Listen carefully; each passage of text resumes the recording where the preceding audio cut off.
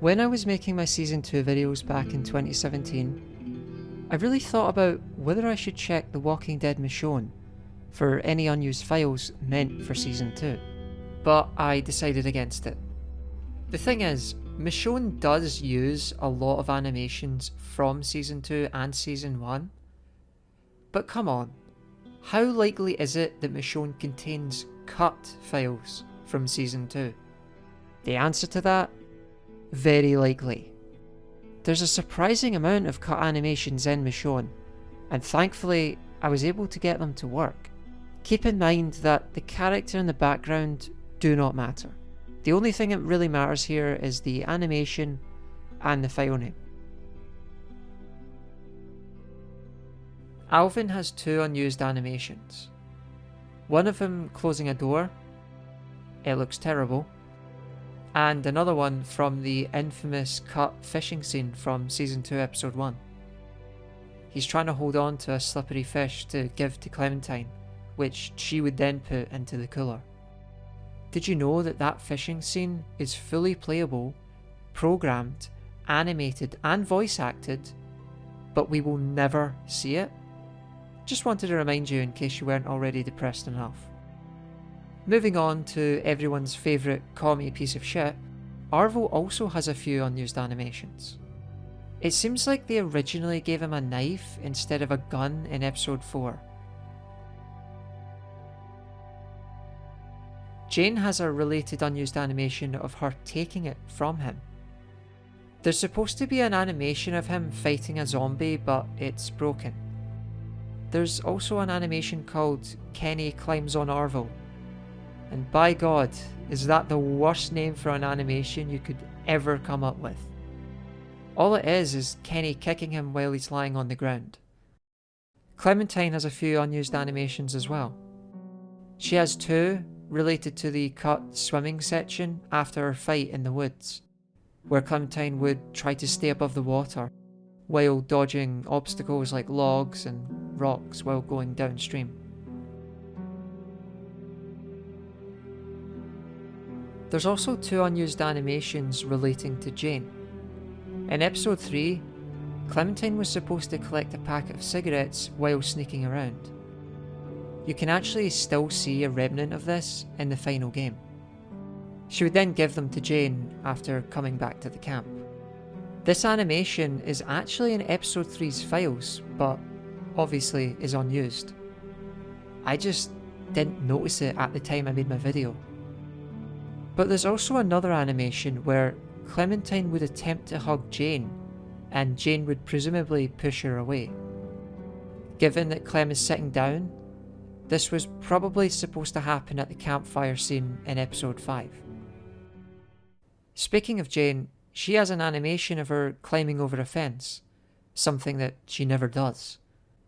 She climbs through a fence after they kill Nick, but that's about it. And of course, there's the animation where she takes Arvo's knife away from him. Kenny has quite a few unused animations. There's mention of him killing a zombie in episode 2, which is something that never happens.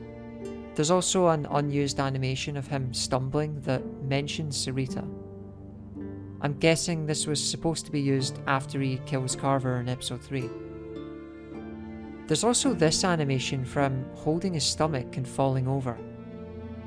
It kind of looks like when he gets slashed by Jane, but he doesn't fall over there.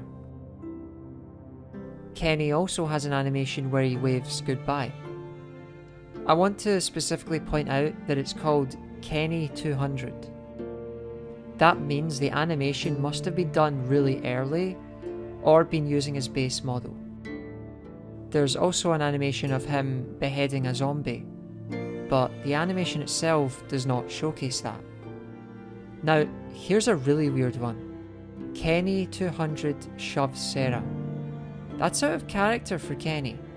He also seems to turn his head to the right, which makes me wonder if he did it accidentally, or if he intentionally pushed her for some reason. I really don't know why he would do that anyway, given what we've seen in the story. In fact, if you think about it, Kenny never actually acknowledges Sarah's existence. Not one time in the story does he ever address her, or look at her, or anything. It's honestly really weird.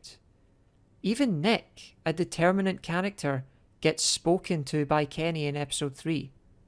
It's almost like she doesn't exist or something. It's very strange. There are 2 unused Sarita animations as well. One called Sarita Collapsed Crying. This is technically unused, but it kind of is.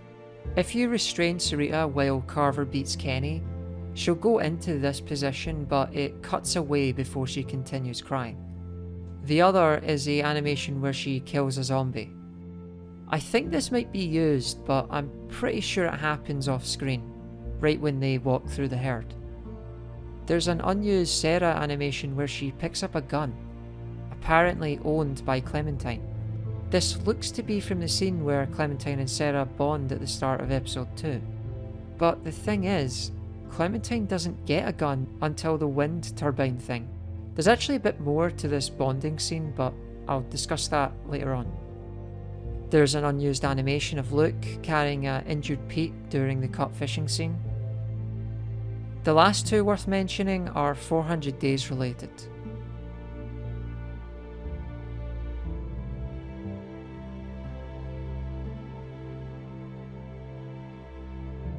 I guess at some point, Shell probably would have been in the greenhouse scene. Going back to the bonding scene with Clementine and Sarah, my friend Ket actually pointed out a few oddities related to it that I just never realised before. For some reason, how many times have I said that? If you move the camera outside the boundaries, you can see that the game spawns a $100 bill and a book. These actually get despawned in between scenes, then randomly come back. You can actually see it in-game for a brief second or 2. I have absolutely no idea what the plan was for this. The only thing I can think of is that the $100 bill was supposed to be a bookmark. The scene file for this chapter mentions Clementine having a book of her own, Wizard's Gambit. This book does actually show up in Matthew's shack near the bridge, but it seems as though Clementine would have had it earlier. Were they supposed to read together? Talk about the books? Again, there's no context for me to work out why these are in the file. That's not the only thing. It mentions Alvin's infamous scarf, as well as luggage. It's implied that Clementine would have had luggage of her own. There's also mention of Clementine and Sarah using binoculars.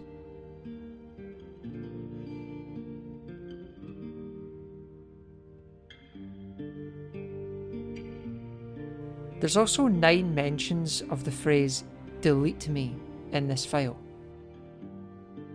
I'd rather delete myself instead.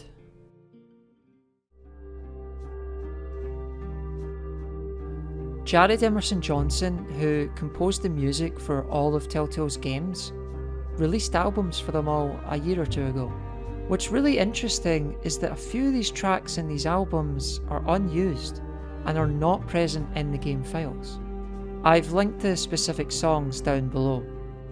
One thing that I think is pertinent is that the songs are listed chronologically.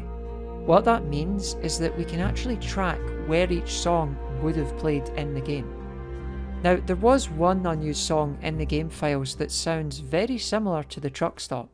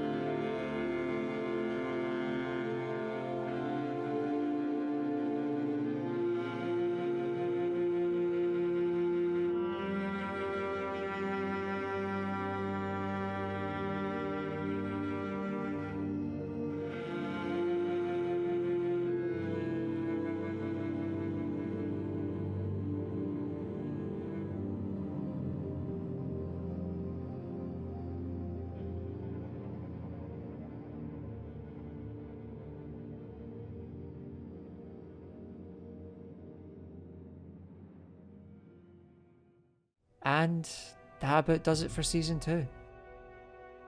It's now time to talk about the 3rd season.